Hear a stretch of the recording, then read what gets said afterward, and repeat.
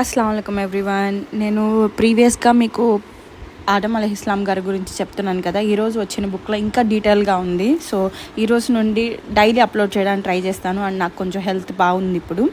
So let's get started. Hazrat Adam అలైహిస్సలాం అందరికన్నా మొట్టమొదటి మనిషి అల్లా తాలా ఈ ప్రపంచంలోకి పంపిన మరియు మన మొట్టమొదటి నబీ ఆదం అలైహిస్సలాం గారు. ఆయన పిల్లలం మనము ఈ ప్రపంచమంతా ఉన్నాము. ఆదం అలైహిస్సలాం గారి గురించి పూర్తి ఖురానులో 19 సార్లు ప్రస్తావించబడింది. అల్లాహ్ తాలా ఈ ప్రపంచాన్ని జనాభాతో నింపడానికి ఉద్దేశించినప్పుడు అతను దైవదూతలతో ఇలా అన్నాడు: నేను ప్రపంచంలో నా ప్రత్యేక ఖలీఫాను తయారు చేయాలనుకుంటున్నాను అని. దైవదూతలు ఇలా అన్నారు: ఓ అల్లా, ఈ లోకంలో కీడు చేసే మరియు రక్తాన్ని చిందిస్తూ వ్యక్తులను తయారు చేయాలనుకుంటున్నావా?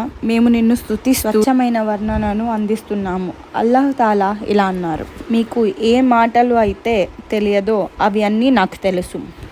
అల్లాహు తాలా హజరత్ ఆదం అలైహిస్సలాంకి అన్ని విషయాల పేర్లను బోధించి ఆపై ఆదం అలైహిస్సలాం గారిని దైవదూతల ముందు సమర్పించి ఇలా అన్నారు: మీరు సత్యవంతులైతే వారి పేరుని చెప్పండి. మీ దైవదూతలు ఇలా అన్నారు: మీరు పవిత్రులు, మీరు మాకు అనుగ్రహించిన జ్ఞానం తప్ప మాకు ఏమీ తెలియదు అని చెప్పారు. అప్పుడు అల్లాహ్ సుబ్హానహు తాలా దైవదూతలను ఆదం గారి ముందు సాష్టాంగం చేయమని ఆదేశించారు.